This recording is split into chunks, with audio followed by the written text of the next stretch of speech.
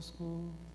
Ele está no meio de nós. Proclamação do Evangelho de Jesus Cristo, segundo Marcos. Glória a vós, Senhor.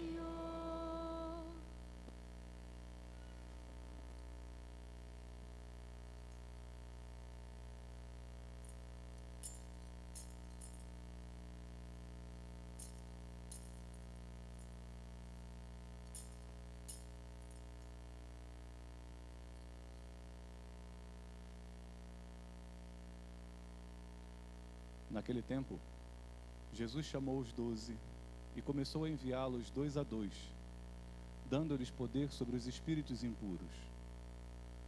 Recomendou-lhes que não levassem nada para o caminho, a não ser um cajado, nem pão, nem sacola, nem dinheiro na cintura. Mandou que andassem de sandálias e que não levassem 2 túnicas. E Jesus disse ainda: quando entrardes numa casa, ficai ali até vossa partida. Se algum lugar não vos receberem, nem quiserem vos escutar, quando sairdes, sacudi a poeira dos pés, como testemunho contra eles. Então os 12 partiram e pregaram que todos se convertessem. Expulsavam muitos demônios e curavam numerosos doentes, ungindo-os com óleo. Palavra da salvação. Glória a vós, Senhor.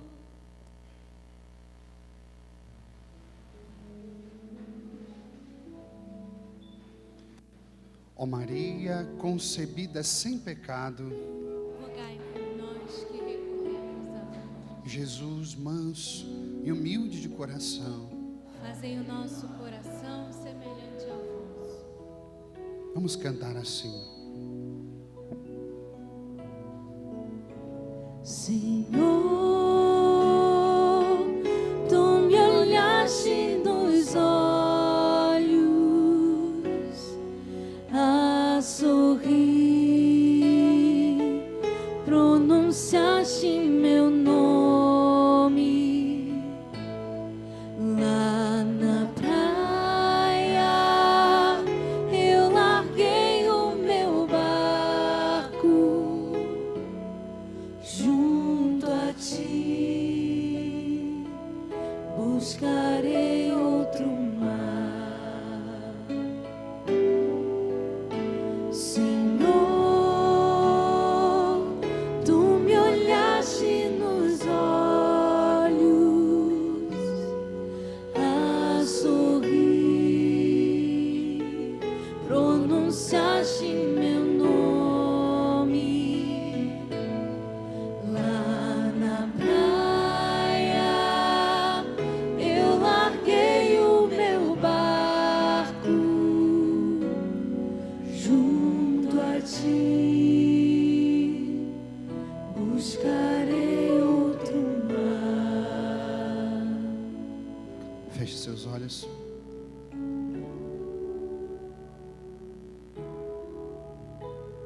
Amado Deus,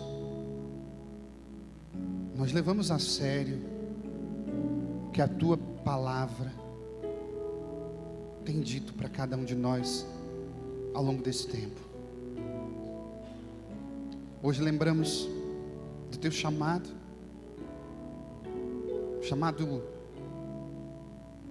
que todos nós recebemos pelo batismo, de sermos profetas, de sermos úteis ao reino, às pessoas. Um dia o Senhor chamou, o Senhor olhou, o Senhor fitou cada um daqueles discípulos, e a Bíblia diz que esse olhar foi tão marcante, foi tão cheio de amor, que foi suficientemente necessário para que eles abandonassem as redes, os barcos.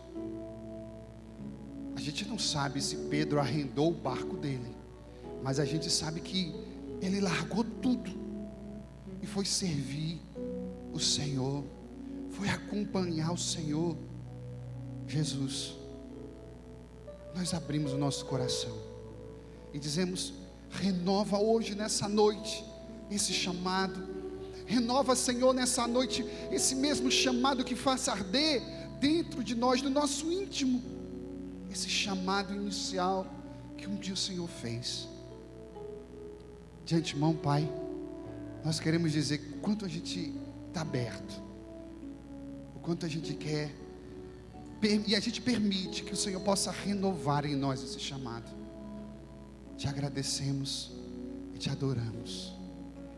E mais uma vez, de todo o seu coração, feche seus olhos e cante assim. Senhor, tu me olhaste nos olhos a sorrir, pronunciaste meu nome Lá na praia,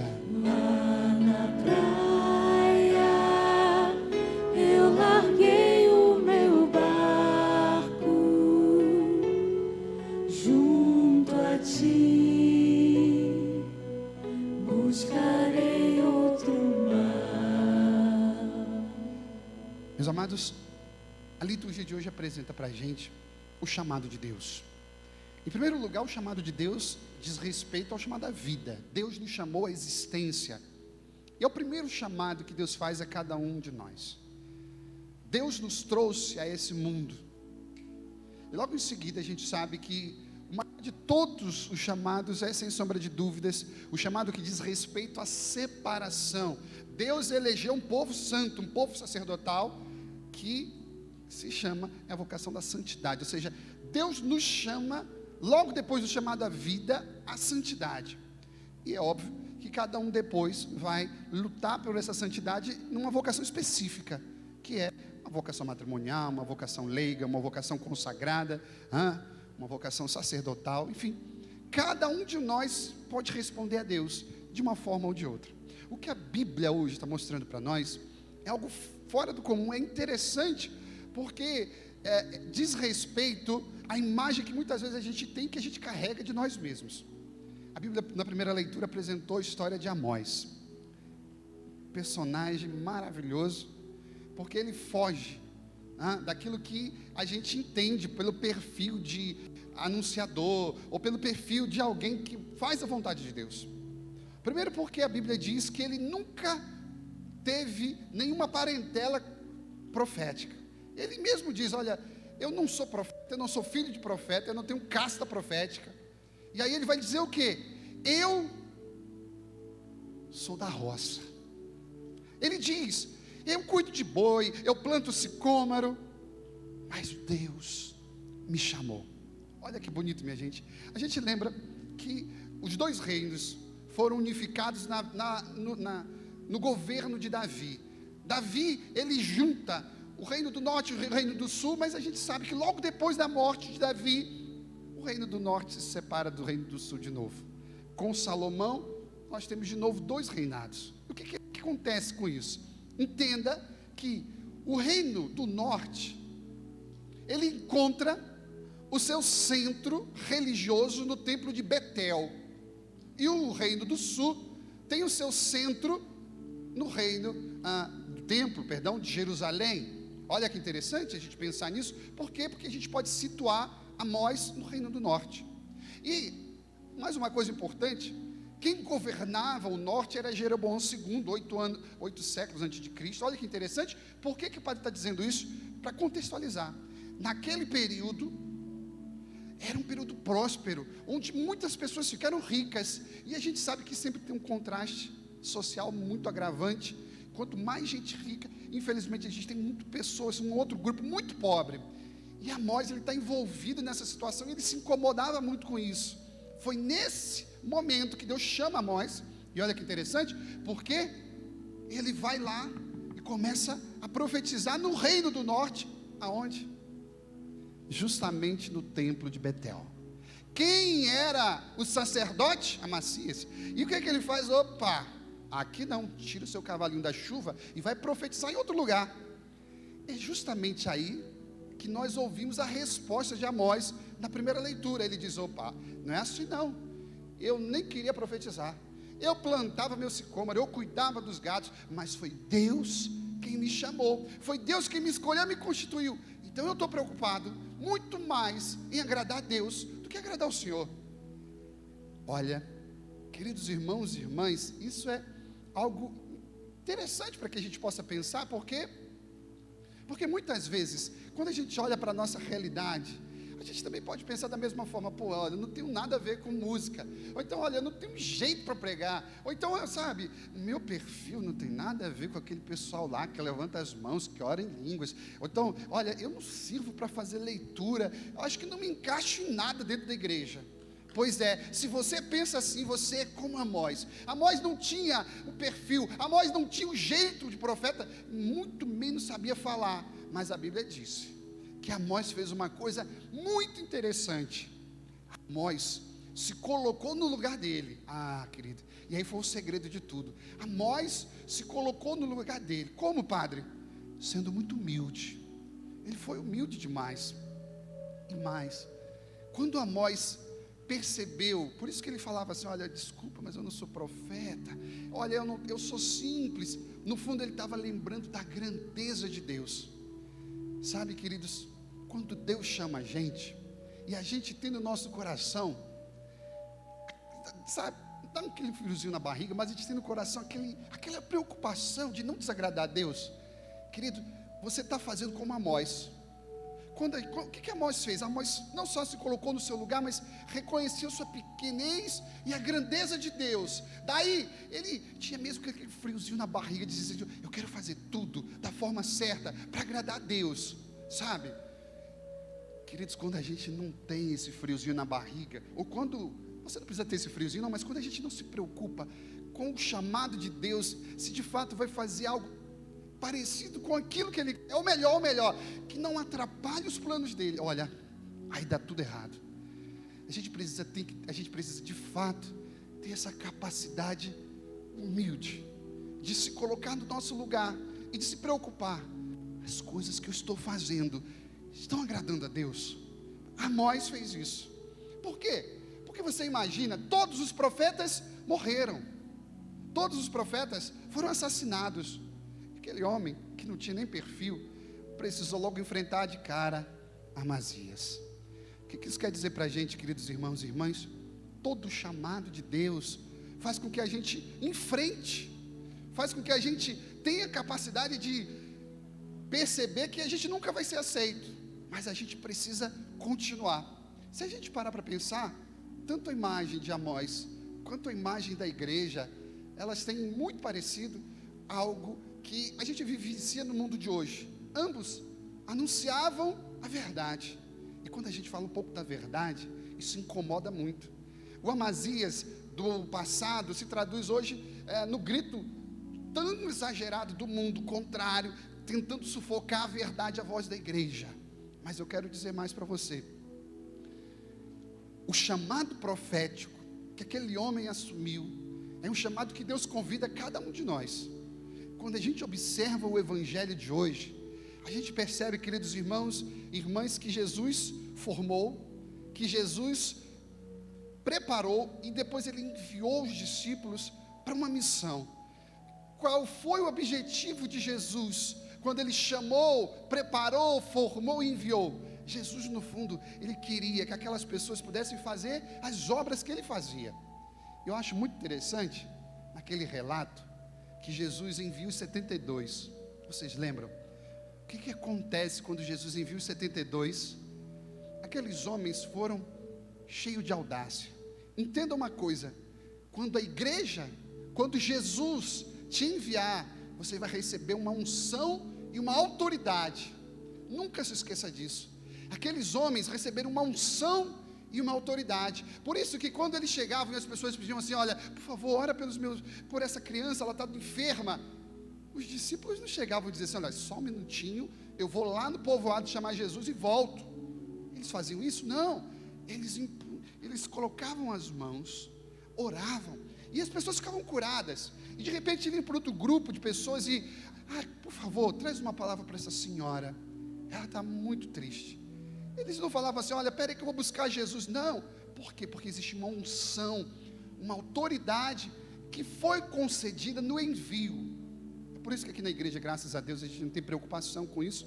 Os nossos missionários, músicos, eles vão para os lugares, mas sempre pedem a bênção de envio do Padre, justamente para quê? Para receber essa unção e essa autoridade. Eles não vão só no nome deles, pelo contrário, eles vão no nome do Senhor. Eles vão com uma unção e uma autoridade para ministrar, para curar, para consolar as pessoas.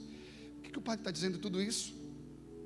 Amós foi a figura do Antigo Testamento, os discípulos a figura do Novo Testamento, e nós somos aqueles aos quais Deus continua chamando.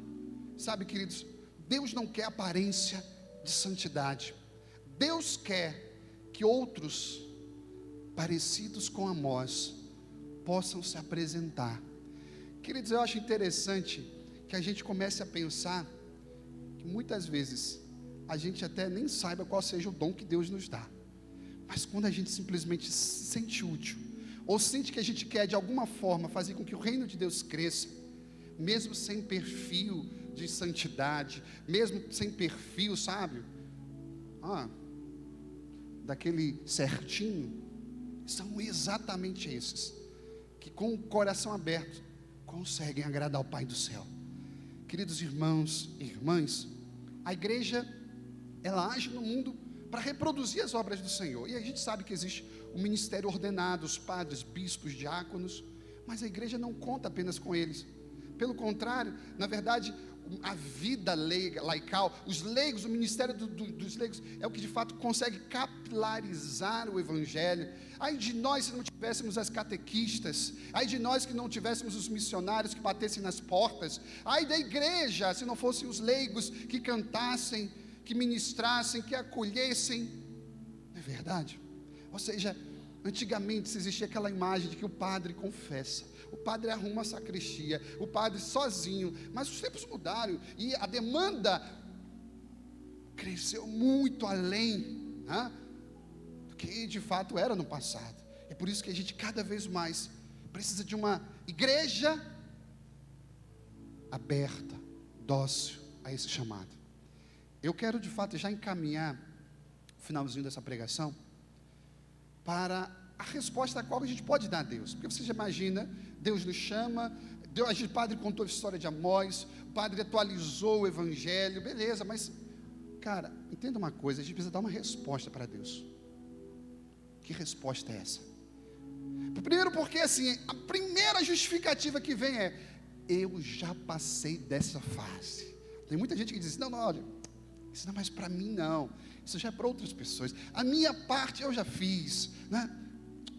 Deus está falando com você. Há um profeta aí dentro de você adormecido, que Deus precisa contar. Há um profeta adormecido dentro do seu coração, que precisa acordar para fazer a vontade de Deus. Há dentro do seu coração um profeta adormecido, que Deus espera que seja despertado, para que o mundo seja mais humano e mais parecido com Jesus. Mas muitas vezes a gente tem medo, a gente tem até vergonha. Por isso que eu quero contar um fato de verdade que aconteceu. No passado, uma figura histórica, chamado Eusébio, ele foi conhecido como Eusébio o Ateu. Ele era o pai de Constantino Magno. Ele era temido pelo seu exército e ele matava todo mundo.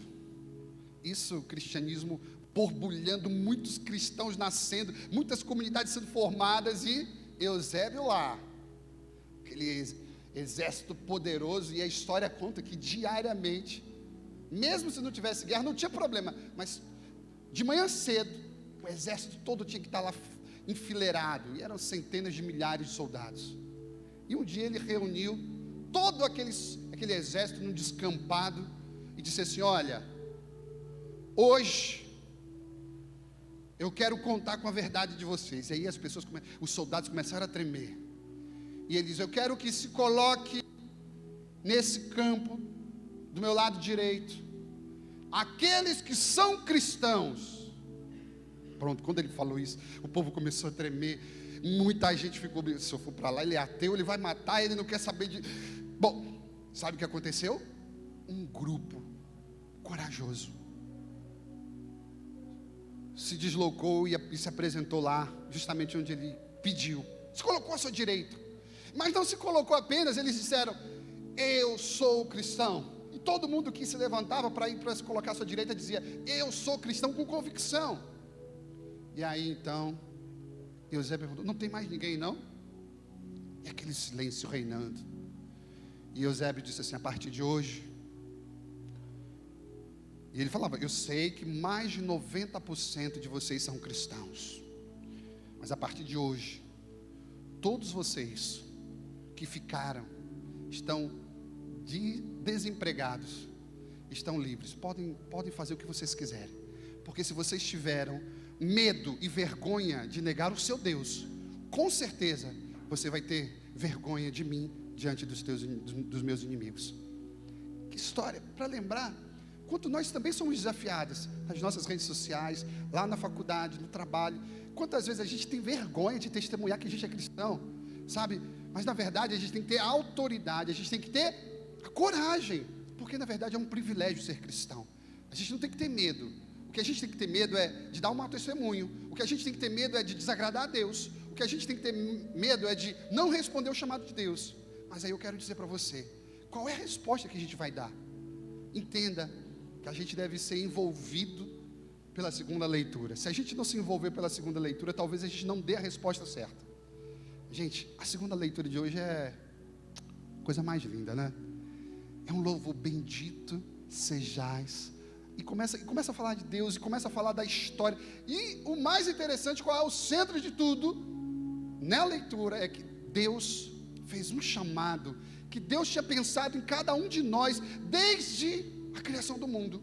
E mais, Jesus, no cântico, já teria a capacidade, por isso que ele fala assim, ele iria resgatar, redimir cada um de nós. Olha, o cântico no fundo diz que desde a criação Deus já tinha sonhado com a gente, que Deus já tinha escolhido a gente, predestinados para o louvor de sua glória. Ou seja, o que eu posso encaixar hoje na minha cabecinha? Eu tenho que entender, eu tenho que parar com aquela bobagem, né?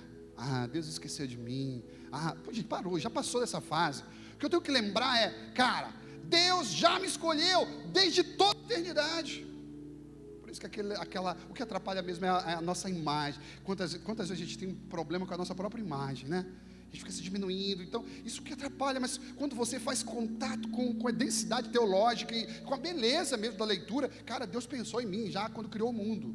E Ele tem o poder de fazer isso, Ele é poderoso. Ele tem essa capacidade. Quando o mundo foi criado, de uma forma particular, Deus não olhou a somatória de bilhões de pessoas, mas Ele lembrou de mim. Ele pensou em mim naquele momento, para que eu fosse salvo, e para que eu servisse a Ele, e para que a minha vida fosse uma vida de louvor. Cara, isso é bonito. Isso deve nos comover a tal ponto da gente pensar: eu preciso ser útil, eu preciso fazer com que a minha vida tenha um sentido de verdade, naquilo que eu emprego a minha energia, o que eu de fato gosto de fazer, mas muito mais do que isso, de que necessariamente eu preciso fazer. Você imagina uma palavra, um abraço, gestos, faça com que tua mão direita, a tua mão direita faça assim a tua mão esquerda saber. Olha quantas coisas a gente pode ser de Deus, a gente pode transmitir a Deus, e a gente pode ser de fato essa experiência para salvar vidas. Isso é possível, Deus conta com você. Eu quero terminar esse momento lembrando aqueles homens, eles tinham o que fazer, tá? Muito embora exista uma brincadeira que diz: Pedro só tinha uma sogra e redes furadas. Não, Pedro, ele era um empreendedor da época, ele tinha muita coisa para fazer, mas ele arrumou tempo para fazer. Amós não tinha um perfil, mas com o chamado de Deus, ele largou tudo e foi. O que a gente precisa entender é que a gente tem que dar um jeito de equilibrar a nossa vida, sem viver para Deus, sem cuidar das coisas de Deus, é que não dá. O que a gente não pode fazer é correr aquele risco daqueles soldados que ficaram lá, sabe, calados, moribundos. Não, acredite, acolha o chamado de Deus. Não diga mais assim: padre, minha fase já passou, isso já, sabe, eu já servi até muito a Deus, sabe, quando estava lá na paróquia tal. Não, Deus chama e renova hoje esse chamado para você. Seja útil, seja útil. Faça o reino de Deus crescer. Que as tuas atitudes, os teus gestos edifiquem as pessoas. E a gente já entendeu também aqui, em diversas pregações, que a gente precisa pregar menos, né, minha gente? Pregação é o meio talvez menos eficaz de anunciar o Evangelho. Talvez o testemunho, sem sombra de dúvidas, o testemunho é a forma mais coerente e mais atrativa de fazer com que as pessoas acreditem em Deus. Saia dessa igreja hoje com essa missão. Acolha o chamado e faça com que as pessoas se apaixonem por um Deus a partir da simplicidade da tua vida. Não importa se você é da roça, como Amós. Não importa se você é um estudioso, como Paulo. O importante é que Deus precisa de todos nós. Que Deus abençoe a cada um de nós, em nome do Pai, do Filho e do Espírito Santo. Eu queria terminar, você ainda com os olhos fechados, sentados. Feche seus olhos, fique sentado. Pai, eu quero abençoar o coração de cada um desses filhos que estão aqui, desses irmãos que estão em casa, no trabalho, acompanhando pela internet essa palavra. Renova neles a alegria, o amor pelo teu chamado. Que eles tenham, a partir dessa homilia, dessa pregação, dessa palavra, um ânimo renovado. Senhor, nós queremos ser úteis, porque a Bíblia diz: aqueles que viverem e permanecerem comigo ressuscitarão. Aleluia, é o que nós queremos, Pai.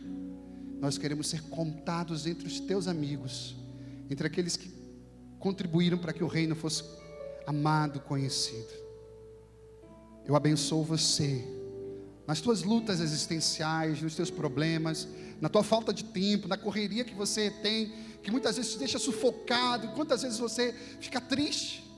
Poxa, eu queria servir. Espírito Santo ilumina. Espírito Santo mostra concretamente formas que essa pessoa possa se dedicar à igreja. Eu abençoo a sua vida hoje. Eu abençoo tudo que você faz. Amém. Vamos terminar cantando, selando com esse refrão tudo aquilo que a gente ouviu.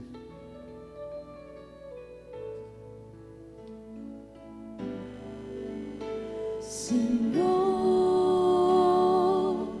tu me olhaste nos olhos a sorrir, pronunciaste meu nome lá na praia. Eu larguei o meu barco